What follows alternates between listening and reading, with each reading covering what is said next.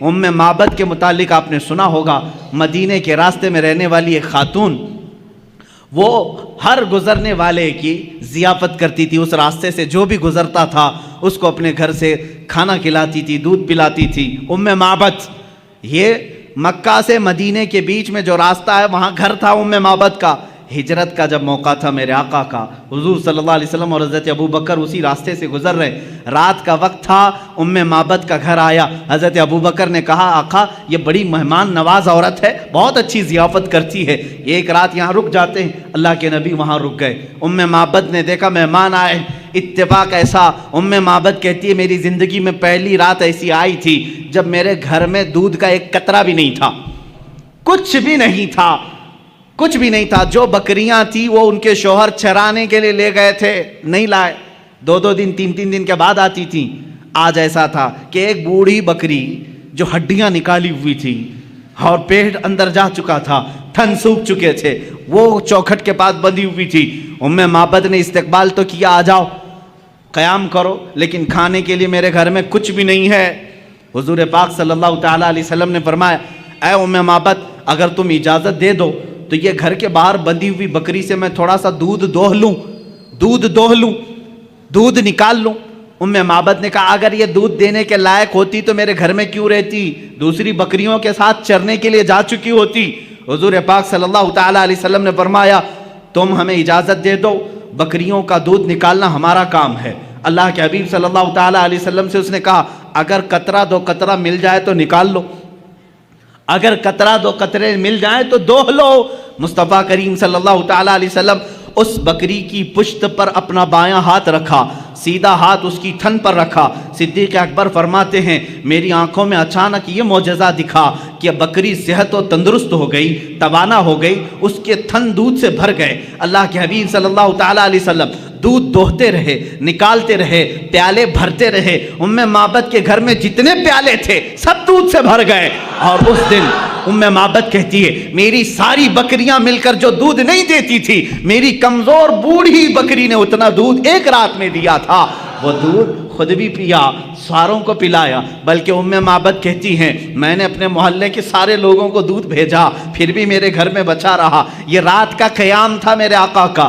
دوسری صبح ہوئی، حضور صلی اللہ تعالیٰ علیہ وسلم اپنے آگے کے سفر پر روانہ ہو گئے، لیکن ام معبد کا دیوانہ پن اب یہاں عروج پر آیا، اب یہ فریفتہ ہو چکی تھی۔ ایک رات کا قیام تھا میرے آقا کا۔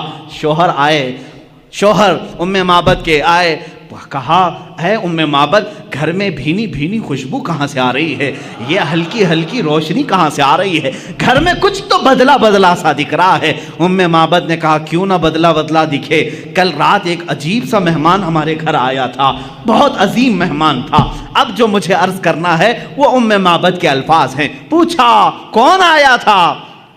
اتفاق کی بات ہے ام معبد نے حضور کا نام ہی نہیں پوچھا تھا، کون ہیں آپ یہ پوچھا ہی نہیں تھا۔ وہ سب سے پوچھتی تھی لیکن حضور سے پوچھا ہی نہیں تھا، کیونکہ وہ اس وقت بڑی شرمندہ تھی کہ گھر میں کچھ نہیں ہے۔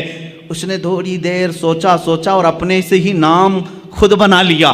اپنے شوہر سے کہا کل رات جو آیا تھا اس کا نام مبارک تھا، کل جو آیا تھا اس کا نام مبارک تھا۔ عربی میں کہتے ہیں برکت دینے والے کو مبارک، اپنے سے نام رکھ لیا۔ کہا اچھا مبارک آیا تھا؟ شوہر نے کہا مبارک کیسا تھا؟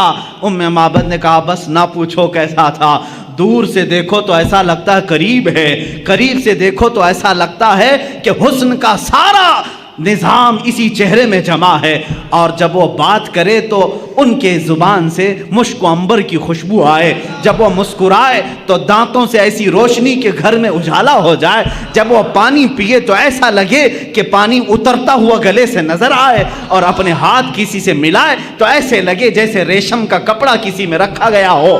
ان کے ہر عضو کو، ان کے جسم کو، ان کے جمال کو وہ بیان کرتی رہی۔ میرے پاس الفاظ نہیں ہے میرے عزیزو، ام معبد کی حدیث پڑھو آنکھیں بھیگ جاتی ہیں۔ میرے نبی کا جمال وہ بیان کرتی رہی۔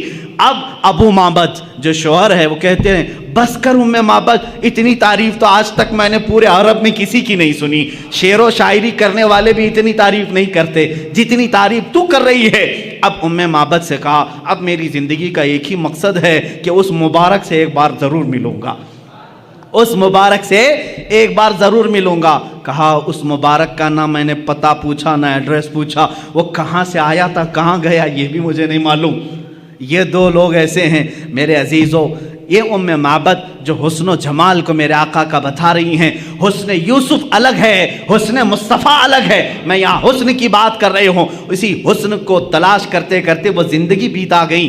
अल्लाह की बारगाह में दुआ करने लगी, ए बारे इलाहा जो मुबारक आया था उस तक एक बार मुझे रसाई दे दे, किसी भी तरह पहुँचा दे। एक बार ऐसा हुआ कि वो बकरियाँ चराते हुए निकली, बकरियाँ बहक गई, भटक गई, एक बकरी इधर एक बकरी उधर, चलती चलती बकरियां दौड़ा रही उम्मे माबद को। ये बकरियां दौड़ाती दौड़ाती मदीने तक ले आई, शहर करीब आ गया। अब उम्मे माबद रोने लगी कि अगर शहर में घुस गई, मेरी बकरियां दाखिल हो गई तो छोटी छोटी गलियां हैं, मैं कहां से पकड़ पाऊंगी, किस बकरी को ढूंढ पाऊंगी? खुले मैदान में जमा तो कर सकती हूं, अब गलियों में बकरियां गई तो कहां से ढूंढूंगी? रोने लगी। लेकिन मदीना आ गया और बकरियां शहर में दाखिल हो गई, सब इधर एक उधर एक गलियों में। अब उम्मे माबद का रोना, हिचकियां बंध गई, अब रोने लगी। एक बात मैं आपको बता दूं कि हुजूर का दीदार उसी वक्त होता है जब किसी का दिल रोता है। जब किसी का दिल रोने लगता है वो मुस्तफ़ा का दीदार हो जाता है। इसीलिए कहा है मोहम्मद को हम गम गुसारों में ढूंढो, मोहम्मद को हम गरीबों में ढूंढो।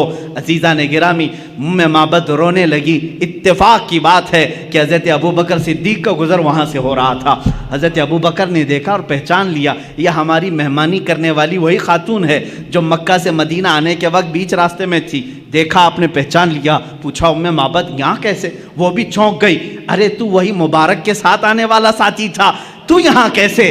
कहा मैं तो यहीं रहता हूँ। उम्मे माबद ने कहा वो मुबारक कहाँ है, वो मुबारक कहाँ है?